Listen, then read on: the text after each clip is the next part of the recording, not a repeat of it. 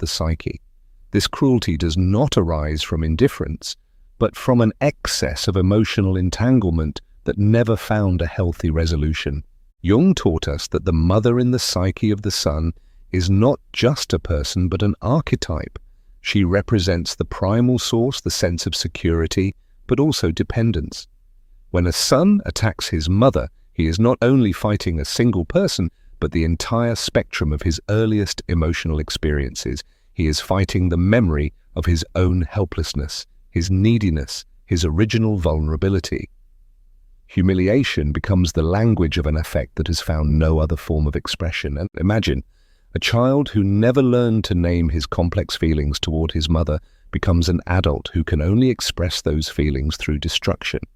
The love that was too overwhelming turns into rage. The gratitude that felt too heavy turns into hatred. The longing for closeness turns into brutal distancing.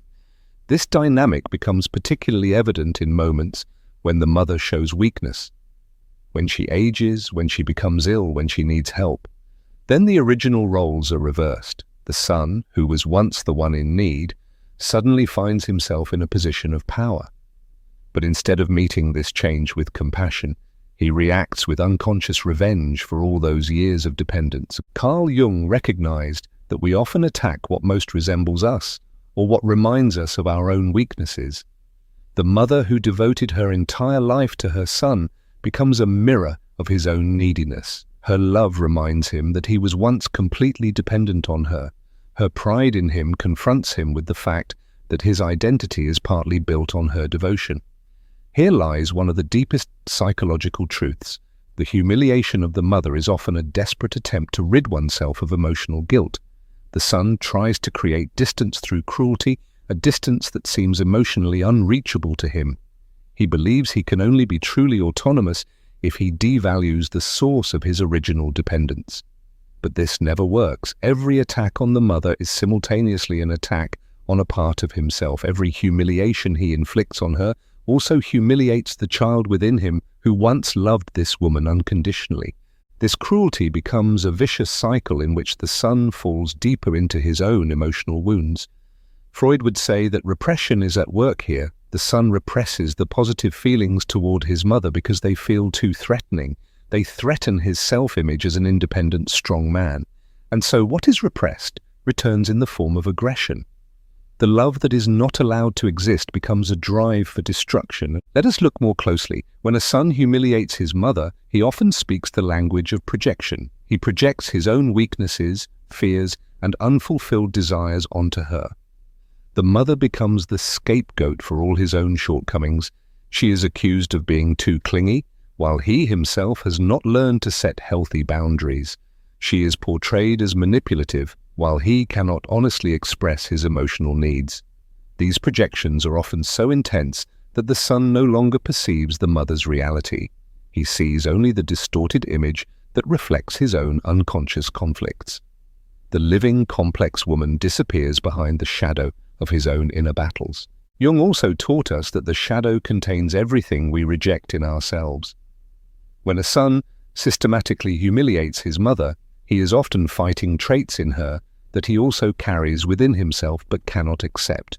Her emotionality is attacked because he fears his own feelings. Her care is mocked because he cannot admit his own longing for connection. The tragedy lies in the fact that these battles maintain a connection that should have long since been transformed. The son who humiliates his mother is paradoxically still emotionally entangled with her. He fights so fiercely against her because he has never truly separated from her on an emotional level. Aggression becomes a perverted form of attachment. Here, another dimension of this dynamic is revealed, the fear of individuation. Jung described individuation as the process through which a person becomes their true self. This process requires separation from the parents, but in a way that honors both sides. The son who humiliates his mother has never completed this separation. He is stuck in a phase of rebellion that actually belongs to adolescence. But this rebellion is not the healthy rebellion of a teenager testing boundaries. It is the bitter rebellion of an adult who never learned to develop autonomy in a mature way. The humiliation of the mother becomes a ritual through which he constantly tries to prove that he is free, when in truth he is trapped in his own unconscious patterns. In this dynamic, the mother becomes a tragic figure.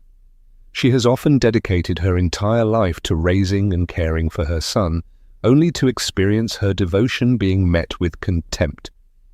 Yet she too is not free from unconscious contributions to this pattern.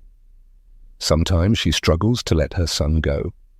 Sometimes she clings to the role of the mother because she has defined her own identity through it. Jung recognized that in every destructive relationship, both sides unconsciously contribute to maintaining the dynamic. The mother who continually allows herself to be humiliated may be sending unconscious signals that reinforce this treatment. She accepts the role of the victim because she believes it is the only way to preserve a connection with her son, but this acceptance is also an expression of unresolved psychological conflicts. A mother who allows herself to be systematically humiliated may never have learned to recognize her own worth independently of her role as a mother. She sacrifices her dignity because she believes that love requires sacrifice. She confuses self-abandonment with devotion, but the truth is that this kind of sacrifice does not help the son. On the contrary, it deepens his contempt because it shows him that he has power over her. A person who does not respect themselves will struggle to earn the respect of others. The mother who sets no boundaries raises her son to abuse this lack of boundaries. Here, the complexity of the human psyche is revealed in all its tragedy. Both sides are trapped in unconscious patterns they cannot see. The son fights against a mother who, in the form he fights, doesn't truly exist. The mother loves a son who interprets her love as weakness and punishes her for it. This dynamic is often passed down through generations. A son who humiliates his mother may have witnessed his father treating her the same way. He unconsciously replicates patterns internalized in childhood. The humiliation of the woman becomes learned behavior, perceived as normal. At the same time, a mother who allows herself to be humiliated may have experienced a childhood in which self-respect was never nurtured. She passes on to her son what she herself never learned, the art of respecting and protecting oneself. Thus a cycle of emotional destruction perpetuates itself, one that can only be broken through conscious work on unconscious patterns. This requires courage from both sides. The courage to face and integrate one's own shadows. Another crucial factor in this destructive dynamic is what we can call a narcissistic wound. When the son grows up and is confronted with his own shortcomings, the mother becomes a threatening witness to his weaknesses. She has seen him in his most vulnerable moments. She knows his fears, his tears, his childhood dependencies. For a man trying to maintain an image of strength and invulnerability, this kind of witness becomes an unbearable threat. The mother is no longer seen as a loving protector, but as a danger to his fragile self-image. Her very existence reminds him that he was once small, helpless, and needy. Jung would describe this as a conflict between the persona and the shadow. The persona is the mask we show to the world, while the shadow contains everything we reject in ourselves. The mother becomes a living symbol of the shadow because she embodies the memory of the son's vulnerable, dependent side. This narcissistic dynamic is further intensified by cultural factors. In our society, men are expected to be independent, strong, and emotionally closed off. A man who openly speaks about his love for his mother, or who appreciates her care, is often seen as unmanly. These societal expectations force many men to deny their natural emotional bonds. The humiliation of the mother then becomes a perverted form of self-assertion. The son believes he can only prove his masculinity by devaluing feminine care. He confuses cruelty with strength, indifference with autonomy. This confusion becomes especially evident in moments when the mother needs emotional support, when she becomes ill, grows old, or asks for help. The son often responds with rejection or even contempt. Her weakness confronts him with his own mortality, his own vulnerability. Instead of accepting this reality, he projects his fear onto her and blames her for his own anxieties. Freud taught us that we often hate what we most fear. The son who humiliates his aging mother may be fighting his own fear of aging, dependence, and death. The mother becomes a scapegoat for existential fears he cannot cope with. This projection is particularly cruel because it punishes the mother for something she is not responsible for. She is blamed for her own vulnerability, for her natural human needs. The son who never learned to deal with his own weaknesses turns the mother into the embodiment of everything he rejects about the human condition. Jung recognized that the integration of the shadow is an essential part of psychological development. The son who humiliates his mother has never completed this integration. Instead, he has projected his shadow onto her and fights it where he believes it is safest. Yet this strategy never leads to real liberation, it only deepens the inner split. The real tragedy lies in the fact that this humiliation often escalates precisely when the mother most needs love and support. The son who attacks his mother in her vulnerability robs himself of the opportunity to develop genuine maturity and compassion. He remains stuck in an adolescent stage of emotional development in which weakness can only be handled through aggression. Here we also see another dimension of cultural conditioning. In our society, men are often not encouraged to show care or take emotional responsibility. When the aging mother needs support, many sons feel overwhelmed and respond with rejection. They have never learned how to offer loving support because this role has traditionally been assigned to women. The humiliation then becomes a defense mechanism against this sense of overwhelm. Instead of learning how to care, the son blames the mother for needing care in the first place. He punishes her for her neediness instead of recognizing and developing his own capacity to nurture. This dynamic is further intensified by modern living conditions. Many sons live far away from their mothers, with their own professional and family obligations. Physical distance often becomes emotional distance, and the mother becomes an abstract figure onto whom frustrations and unconscious conflicts can be projected. Technology, which should foster connection, often becomes a tool for humiliation. Messages go unanswered, calls are ignored, visits are postponed or avoided altogether. This passive aggression is often even more cruel than open confrontation, as it leaves the mother in a state of uncertainty and silent suffering. Jung taught us that behind every strong emotional reaction lies an unconscious complex. The son who reacts so violently toward his mother may be struggling with a mother complex that has shaped his entire personality development. This complex can involve both excessive dependence and excessive resistance. Some sons are so deeply entangled with their mother that they have never fully developed their own identity.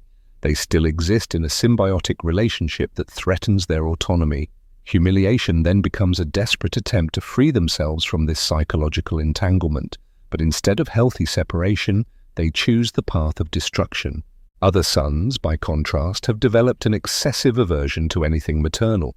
They fear any form of emotional closeness because they equate it with a loss of autonomy. The mother becomes a threat to their hard-won independence, and they respond with preemptive aggression.